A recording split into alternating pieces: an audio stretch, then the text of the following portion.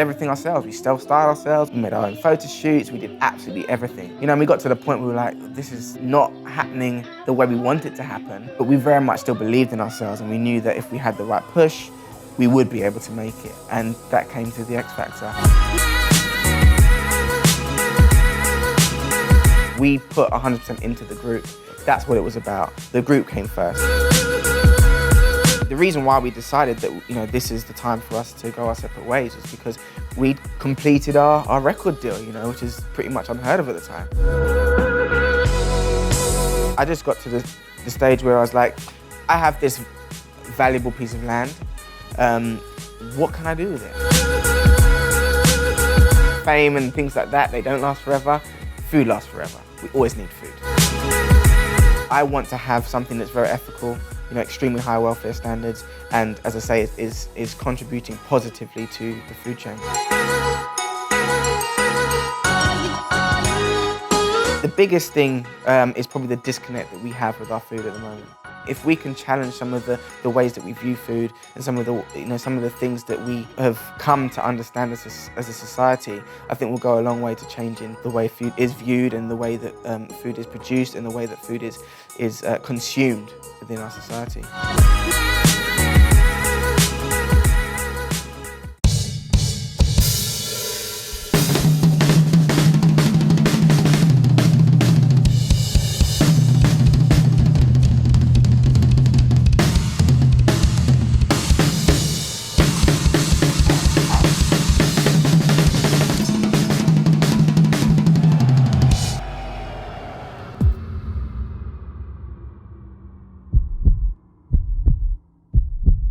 This week on the show, we have Gill, who is a member of the British boy band JLS. They sold 10 million records, 5 #1 hit singles, but it didn't start out all rosy. They actually had not found a label, they didn't know what to do, but they always kept their standards very high. They knew they wanted to put out international top quality material, and then they were discovered on the X Factor. They came in second, but they kept pushing and became a major success. But in 2013, JB knew it was time to call it quits. He wasn't finding the passion to do that anymore, and he had so many other things to do, so he went to a farm. Yes, he had an 11-acre estate in Croydon, and he started growing free-range poultry and pork, and now he is really talking about the relationship that we have with our farms and farming, and really trying to start the conversation again around humans and their relationships with food. I love JB because he's super passionate about this, and he's not one to be pigeonholed in one thing or the other. He still dances with his wife, who's also a professional dancer, on Strictly Come Dancing and Dance, Dance, Dance. He does charity work with the Mayor of London. He's always pushing the limit. He's got books in store and future television projects. He's always thinking, brainstorming, and I love the energy that this 30-year-old brings to the table. So much inspiration here. I think you're really going to enjoy my conversation with JB. And I have really been enjoying myself this week because I am in the middle of our Life Accelerator program. I'm taking 60 people from around the world inside our London Real Academy and creating better human beings. We've worked on our meditation, our mindset. This week is all about what we're eating and putting in our bodies. Next week is movement, then relationships, and then we put out a plan for the next 12 months to crush everything in our life and really make ourselves high-performance individuals. And I have something to announce. The Business Accelerator program is coming back starting March 27th. We are going to show you how to turn your passion into a business, just like I did here with London Real. This will be massively oversubscribed. We've had nothing but successful graduates who actually create revenues during the course based on ideas that they had before they started. So it's going to be amazing. Get on the waiting list. We'll have more stuff coming soon. And now I leave you with Mr. J.B. Gill.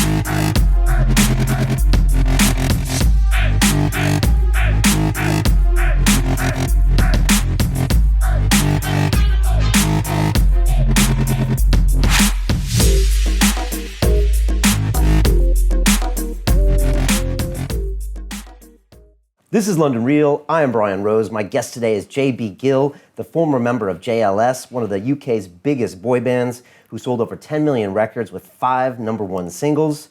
You've won the BBC Strictly Come Dancing, and you just recently performed Will Smith's Men in Black on the ITV show Dance, Dance, Dance with your missus.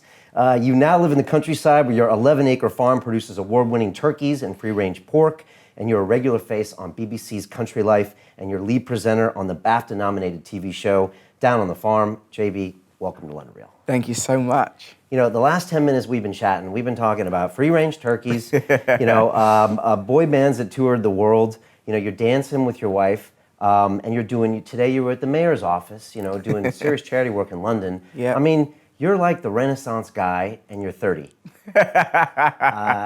Do you get that reaction from people a lot?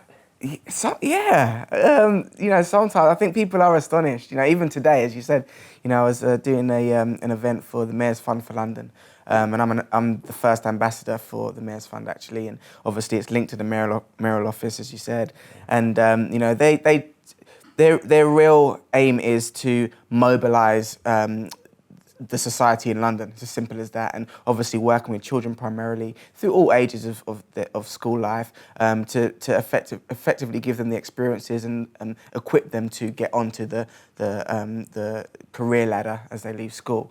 And so for me, obviously being a young Londoner and having grown up in London most of my life. Brixton, from like when you were 5 on to teens, right? That's it. Okay. And then Croydon in my secondary years, and I'm still in Greater London now. We're in London Borough of Bromley, so a bit further out, but right. We're still part of what London's all about. And for me, it's great to represent something and a charity that's doing such great work across the country and across the city. Yeah, I think today you were talking about just some basic stuff, like when the students were on break, they weren't getting properly fed, and it was like hundreds of thousands of kids, and just trying to get them some, basic food, and again, like you said, I guess just trying to get kids in the urban areas here in London to have a lot of the things that we just assumed they would have. Absolutely, and I mean, don't get me wrong, there's a lot of good work that's being done during school time, and there's sort of breakfast clubs, and a lot of schools, primary schools and secondary schools are getting children into, in school sort of before it starts, to make sure that those who in underprivileged areas are being fed and are being sustained and being well nourished. And you've seen the research that that's been put out there by the government and so on about how much difference that makes to their working day. And you even know from your own experience, I've had some pretty long days working before, and if I don't eat, I can't concentrate on anything but eating, And so for these kids, where they're still in their formative years, they're still learning about life, and we want them to do well in their exams. We want them to be able to come out of school and get great jobs, and to become the pioneers of a new generation. It's really important to make sure that while we're doing the work while they're in school, actually you've got about 170 days of the year where they're not in school, and they're still in the same family, they're still in the same areas, and they're still with the same kids who don't have that access to good quality and an abundance of food, maybe in other areas outside of the city. So it's really important for me to be part of that process, and the Mayor's Fund for London are doing some incredible work to try and raise the awareness and help people to understand that this is really a serious issue. Sounds like you say yes to a lot of things. I mean, you got, I think you got some university coursework I want to talk about later, teaching, young people how to get into the entertainment industry. Obviously, former in JLS, you're dancing on your off nights as well. We were talking earlier, when I see someone like you who's not afraid to take all these things on, I think that's what it is. I think you're comfortable with maybe failure. And even though I can't see many failures here, I'm sure you know all of them we don't see. But I think a lot of people might retire from JLS and just be like, you know what, I'm just going to either stick to music or keep it on the down low. Yeah. Whereas you seem to go for it. And I'm wondering if that comes back to something your mom used to say. I mean, she used to say, someone has to be first, can't it be you? Do you credit a lot of that to your upbringing? Absolutely. I think, both my parents, but predominantly my mum, really encouraged me to do the best that I could do.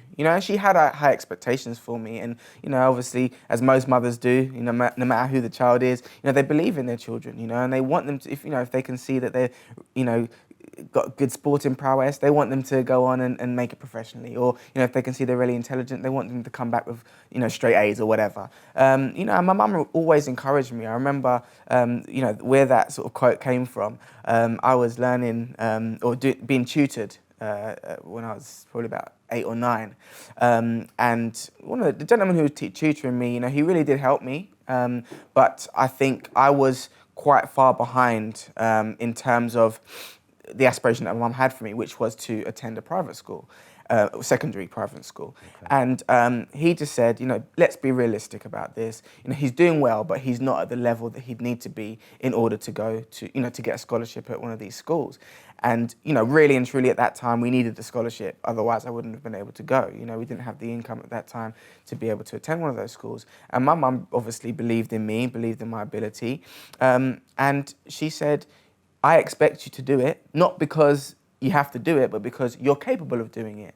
And I did end up going to a private secondary school. I did get a scholarship, and that very much stuck with me, and it proved to me that, it's all about your ability, and if you're able to do something, that can be nurtured, it can be developed. Obviously, there's an element of natural talent as well, but I think it's about pursuing the goal, and so for me, for things that I'm really passionate about, things that I love, things that I maybe have a natural aptitude at or with, I like to push myself, and just see what happens, because a lot of the reason why people don't make it is not because they haven't got the talent, it's just because they give up too easily. Talk to me about your teenage years. If I went and bumped into you when you were 13, are you playing rugby? Are you into music here? And are you this kind of, young kid that's just driven? Were you like, I'm gonna make it, or were you just like, I'm gonna get good at whatever I want to be good at? At 13, I loved music, but I was just becoming, I guess, the typical teenage boy where, I wanted to be with my friends, I wanted to do what they were doing. I loved sport as well. And again, I had a tendency to be good at some of the things, most of the things that I tried actually. And when I went to secondary school, if you were selected for the school team, any school team, you were required to play. And playing took place on if you're playing a school match or whatever, it took place on the weekend, on Saturday. And I was actually a member of the Centre for Young Musicians. So I had a place there. I've been going there for 2 years already. And it interfered actually with me playing for the school on the Saturday. And, I've spoken to my mum since, and she said she's really upset because she spent so much time nurturing this musical talent, and I really was head and shoulders above anybody at school, any of the people that I've been around, even at the CYM, Centre for Young Musicians, that they could see that I had natural talent. What do they see when you have natural talent? Like, you pick up the music, you can write music, or what? Yeah, I mean, I literally could hear somebody play something and play it back. Wow. Like on a piano or something? Yeah, piano. I played the piano and I played the flute there. Okay. And usually most kids only did one instrument, but I did 2. And I did, especially with the flute, because that was probably the instrument I was most proficient at. If I heard something on, on the radio, on TV or whatever, or if someone played something to me, that's how I learned. And, there was very much natural talent from that perspective. And one of the things that I wish I'd done then was develop my musical knowledge. So a lot of the theory I struggled with because I'd always grown up by hearing something and then replaying that. So but the talent was there, obviously. Yeah. So teachers, everyone's like, whoa, watch this kid. Yeah, pretty much. Right. And, I loved it. But at the time, I didn't understand how music related to, as I say, being a cool teenage kid. Do you know what I mean? Okay. And it was like, if I'd known then that you could be on tour with Beyonce around the world playing the flute because that's what she had in her band, there's no way that I would have stopped doing it for rugby.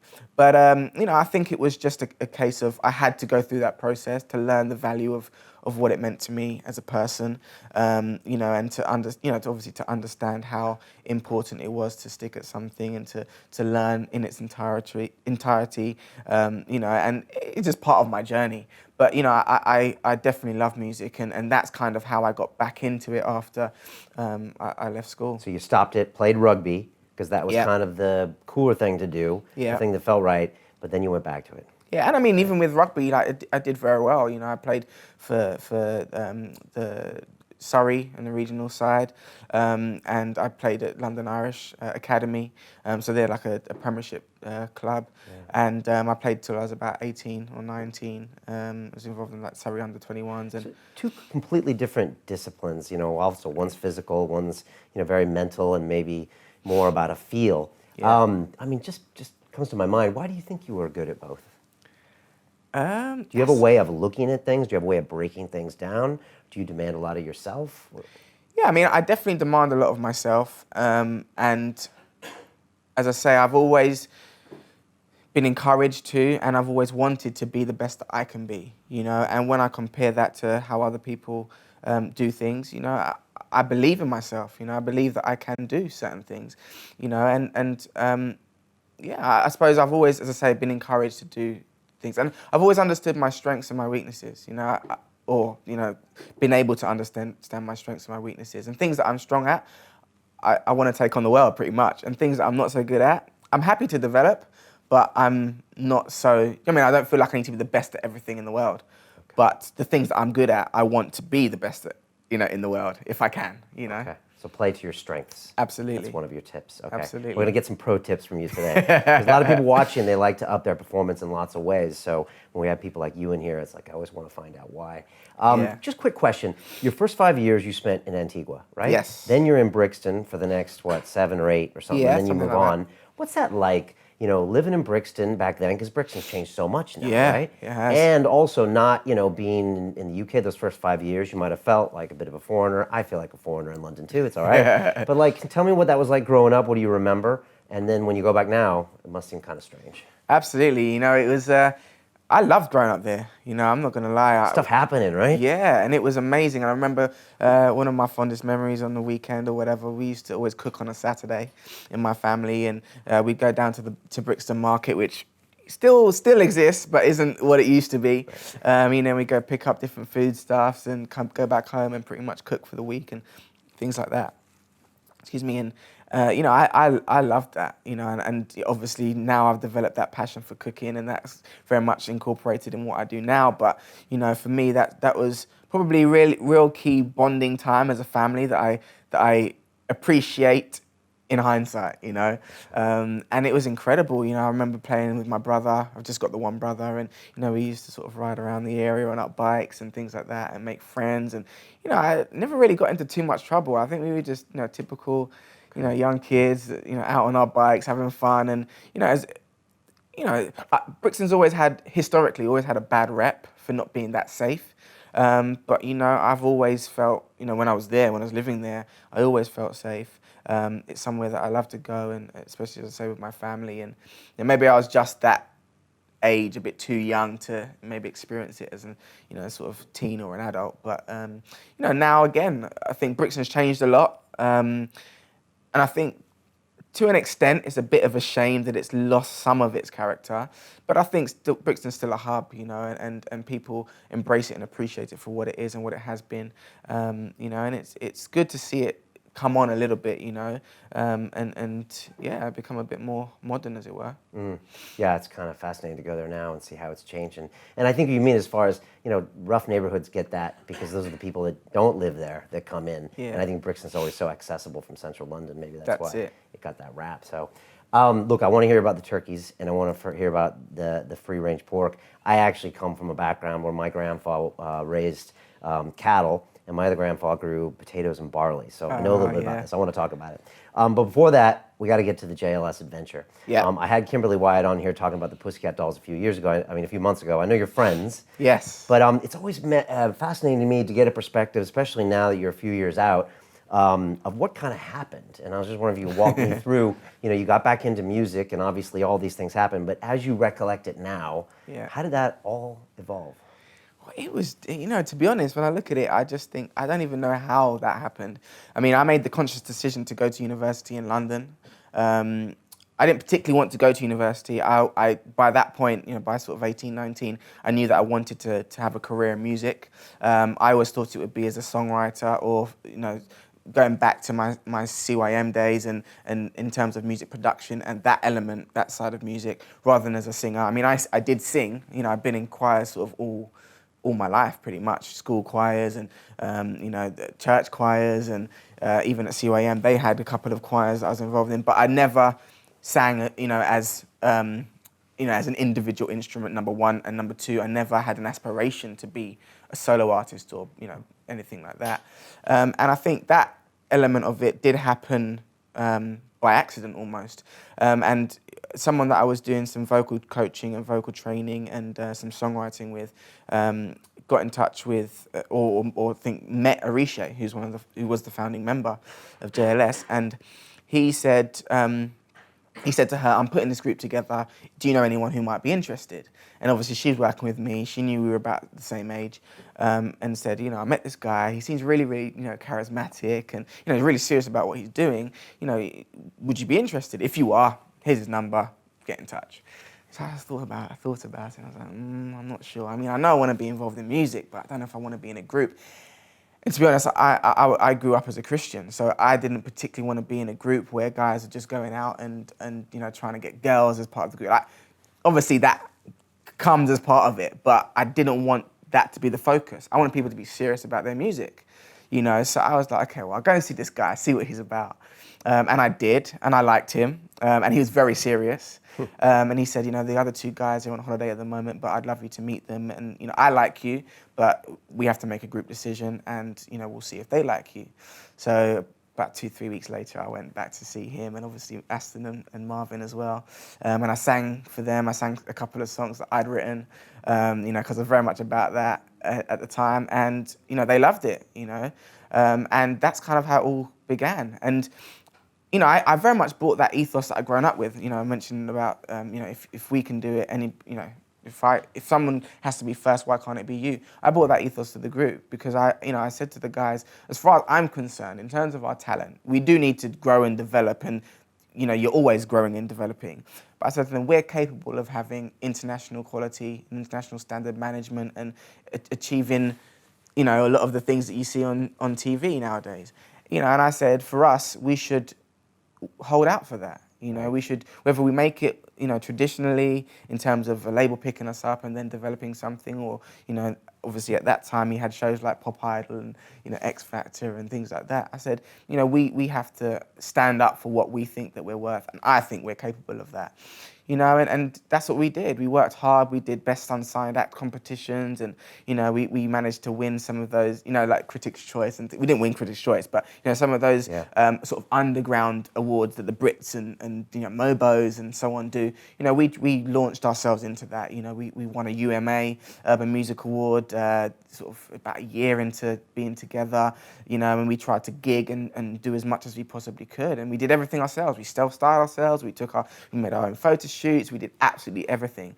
And we got to the point where we were like, this is not happening the way we want it to happen, but we very much still believed in ourselves, and we knew that if we had the right push, we would be able to make it. And that came through the X Factor, and then we did the show, and on the show, I remember some of the guys who produced the show and did directed it, they said, you guys are really special, and you're special because of the way that you address everything. We worked extremely hard. That was what it's all about for us. We wanted to be the best, but we also wanted to set a standard, and we always turned up on time. We were very, very polite. We in years past, we won accolades for being the hardest working and the most polite and, the best natured band. And, it wasn't an act. Like, that was just what we were all about, and doing the show was great for us because it almost gave us a fast track into something that we'd, aspired to achieve. And, by the time we did the show and obviously then came second when it finished, we were ready. We were prepared to have the long days and the PR days and do all the promo for the record, and then, literally go through the whole process of releasing a record, releasing an album. And, we were very, very much blessed to be able to achieve what we did achieve in the end. But I think that was in part due to the sacrifices and the hard work that we put in at the beginning. Do you think hard work is missing a lot of time in the entertainment industry? Yeah, I mean, most artists that get to the pinnacle of success, I would say, work hard. They have to work hard. what I tend to see nowadays is either a pivotal person making them work hard, or an individual who has that desire to naturally work hard.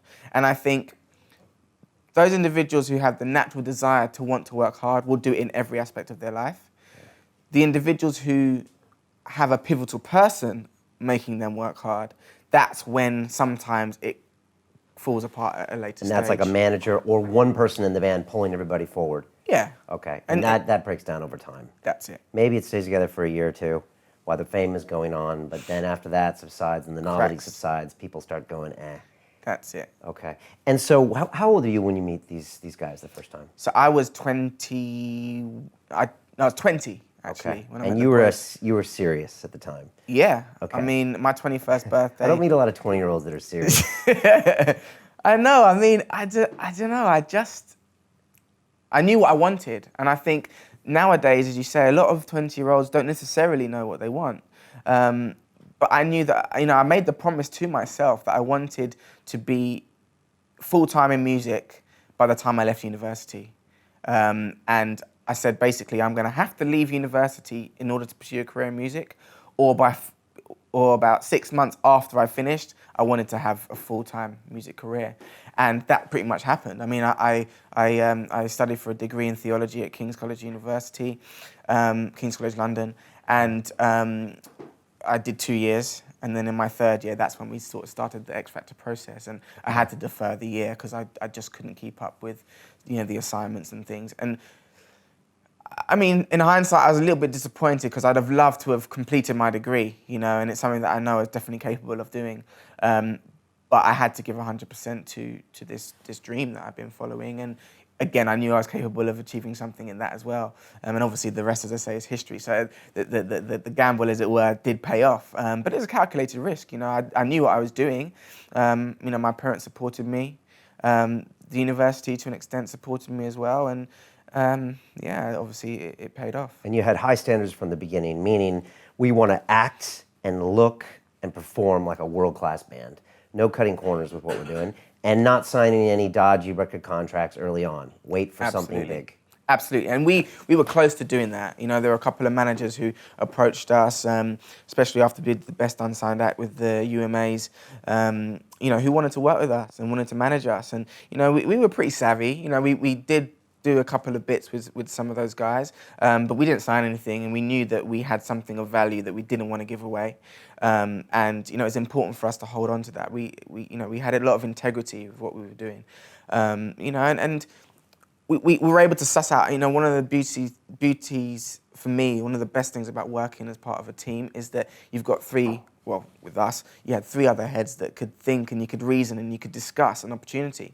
When you're by yourself, it's slightly more difficult, and I understand why a lot of these younger kids that are in the music industry struggle, because you're having to make a very important decision that affects the rest of your career often, and it's left to a 17 or 18 or 19-year-old who hasn't experienced much of the world. With us, because we'd had Marvin, for example, he'd been in a group before, they had a little bit of success, but, hadn't necessarily broken it in the way they wanted, the way that we ended up breaking it.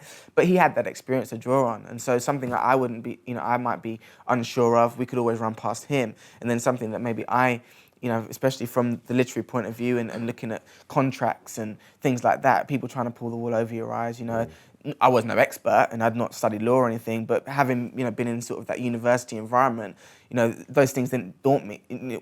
Those things weren't daunting to me. I wasn't afraid of reading a contract or reasoning with someone who was older than me or whatever. So we had a very good package, and we were able to help steer each other through some things that probably would have undone us had we not had that support structure. All right, second place, you win. What are those next couple of years like? What do you remember as those first kind of like OMG moments that happens after that? Well, after we came second, we did not know what was going to happen, because Simon had explicitly said sort of to all the finalists that he was only going to sign the winner. So for us, we were trying to win, and we got very, very close, obviously. And we were distraught. I mean, you can see in our faces when they announced Alexandra as the winner that, we're all, well, I certainly couldn't hide it on my face. I was distraught.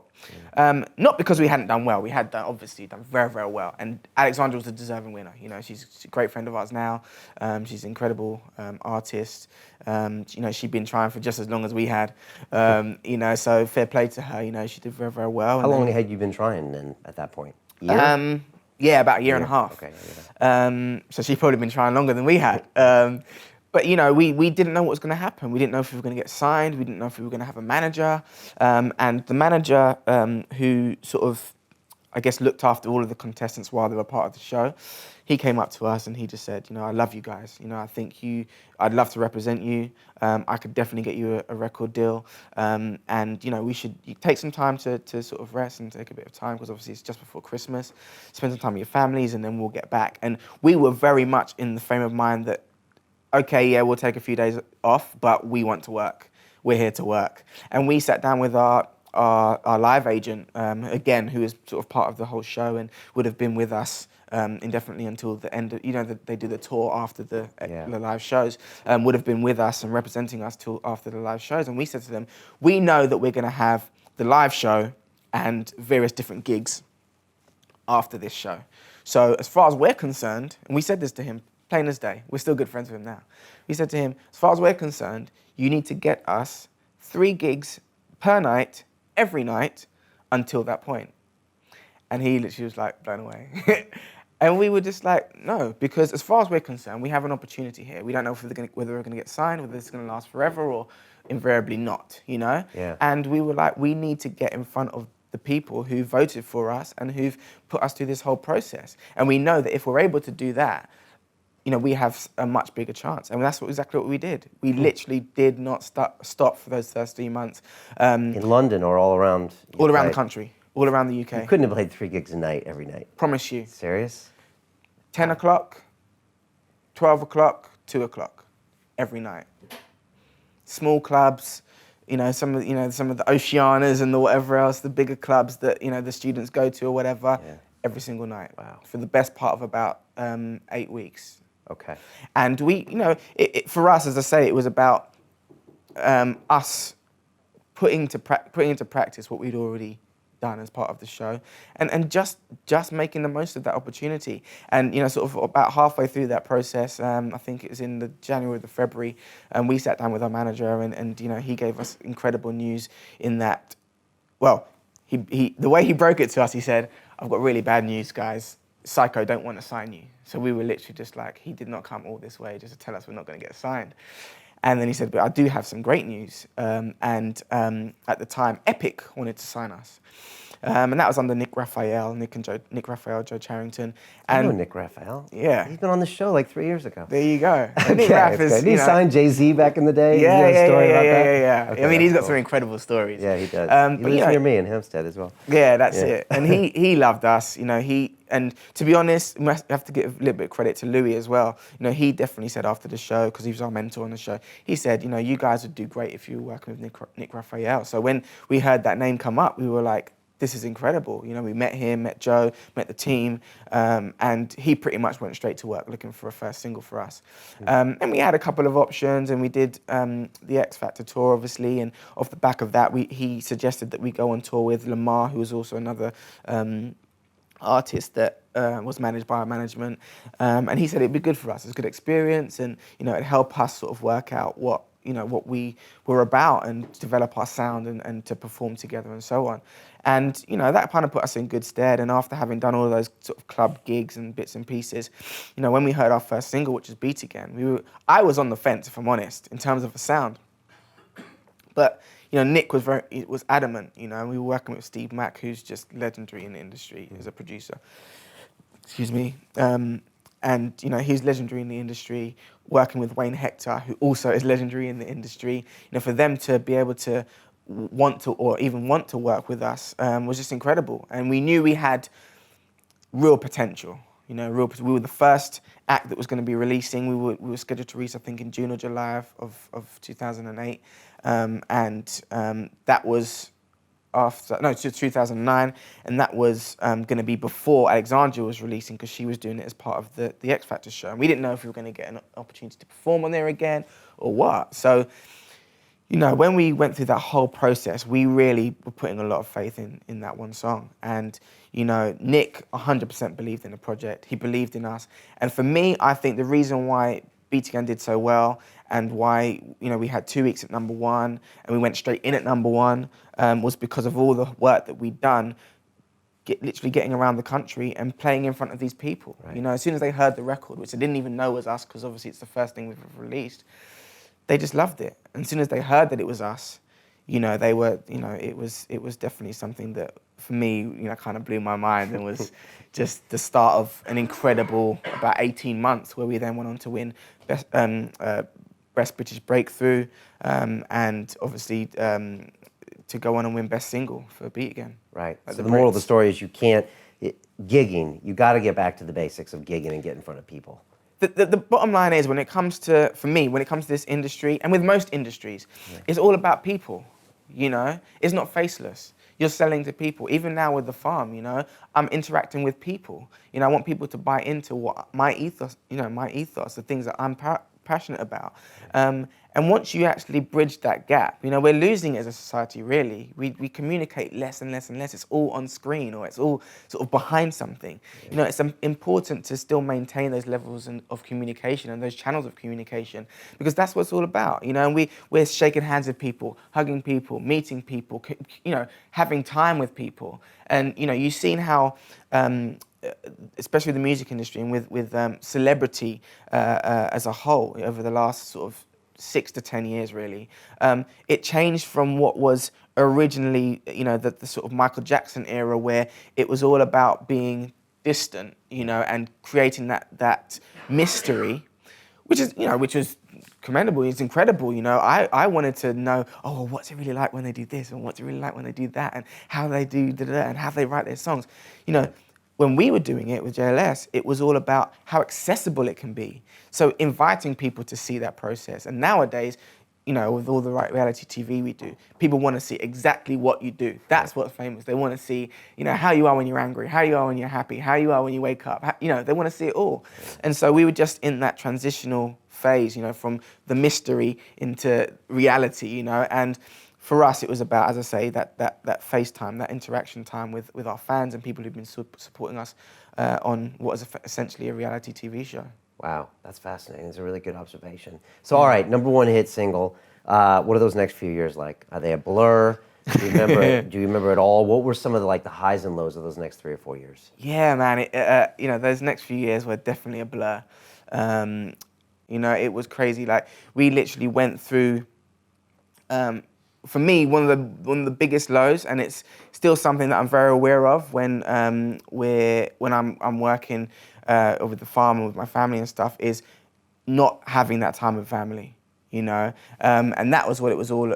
You know, for us, we put 100% into the group. Okay. That's what it was about. The group came first, do you know what I mean? And we made that conscious decision. And obviously, 4 young guys, you know, we're all bachelors, you know, we were happy to do that, you know, and that's kind of what we did, we focused on. We wanted to make sure that, you know, there was never gonna be an excuse for not having the success that we, you know, aspired to, because we didn't put in the time. You know, we made sure, and as a result of that, that's probably, as I say, the biggest low for me, you know, not being able to go to weddings, not being able to go to family events, you know, not being able to go to birthday parties, things like that, you know, and we're all family men, you know, we've all been grown up with big families, especially Marvin and myself, and, you know, the boys, you know, we're all, as I say, very much closely associated with our family, so that was a big deal for us, you know, but we knew that's what it needed, you know, that's what it needed that's what it took for us to succeed. So you're working every week of the year, pretty much. There's some happening. Pretty much. Touring,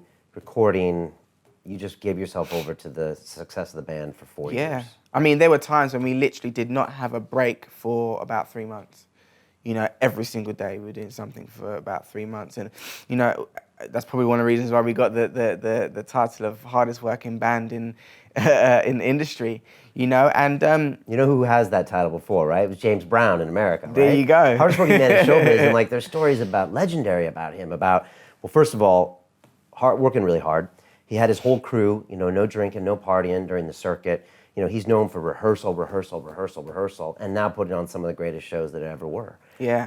Did you ever think about him and think about some of those work ethics and compare yourself to that? Or? Definitely, definitely. And we drew our inspiration from a lot of, as you say, the greats.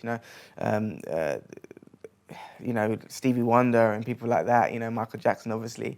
Yeah. And it's really, for us, we really wanted to make our own claim on the industry, the music industry, and obviously, as I say, coming from London, being born and bred in the UK, for us, we were very, very passionate about that. And some of the highs, one of the biggest highs is obviously working with the boys. We got to travel the world pretty much together, and we got to meet some incredible people. I remember one time we were coming through the airport, and where were we traveling? I think we were going to LA, and we were probably going to be out there for a good long while, writing, recording, gigging and things like that.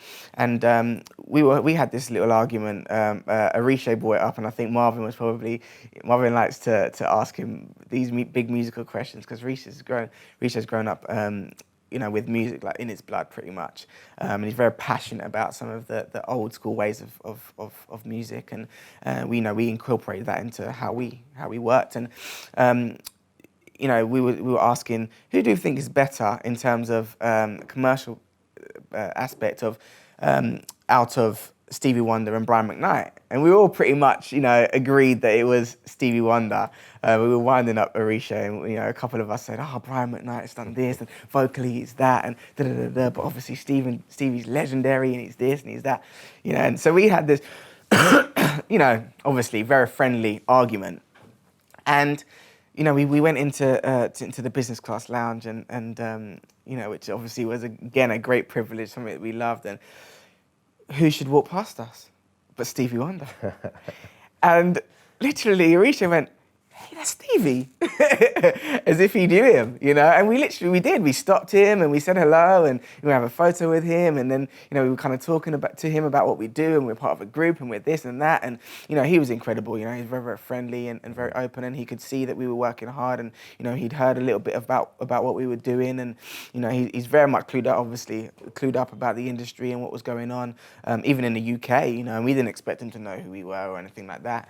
And he said, you guys keep working hard, even though I don't know that much about you, I'm very proud of you, and I think you guys, are onto a great thing, and just little things which are so surreal, you could never ever imagine that or picture that, we got to experience stuff like that, which, goes down in our history, That's pretty cool. Hi. Yeah. Tell me something about the music industry that only you would know, that I wouldn't know. If you're like, Brian, the music industry all comes down to X, or what it's really about is Y. I mean, what can you tell me? You were in it. Oh, man, I just think there's so many elements to the music industry that you can't pinpoint one thing that it comes down to. But I think if anyone looking to get into music and want to end up being passionate about pursuing a career in music, they just have to understand what they're about and what they want to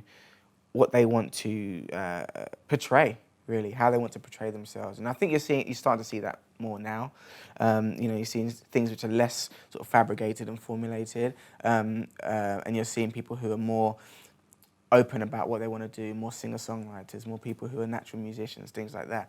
And that's not to say that the historic, the era, especially if you look at boy bands, that's not to say that the era wasn't very productive, but I think now music it comes down to how you express yourself, and I think it's important for people to not take that for granted, and to work hard at their craft, and express themselves in the way that they feel they want to be expressed. Express themselves in the way they feel they want to express themselves, but also recognize their audience, and that's one thing that I feel we did as a group.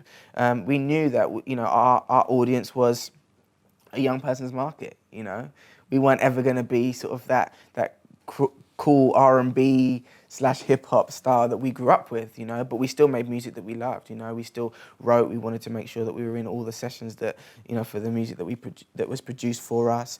If anyone wrote a song for us or whatever, we wanted to make sure that we knew, what they were thinking about the song and the whole understanding about it. And, I think people appreciated our music more because of that.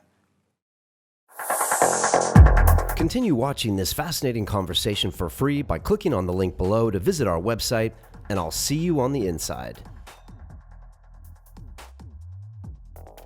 are you joking? Like, we eat food and we need food to live, you know, and whether you're killing a plant because you have to cut it down in order to eat that too, you know, or it's an animal, you know, you're contributing to the food economy.